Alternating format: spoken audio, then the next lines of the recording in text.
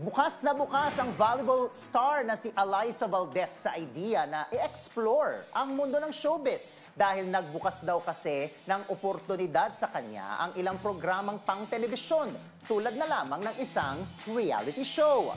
Ngunit sa ngayon, mas nakatutok umano si Valdez sa kanyang pinagmulan, ang kanyang paboritong sport na volleyball.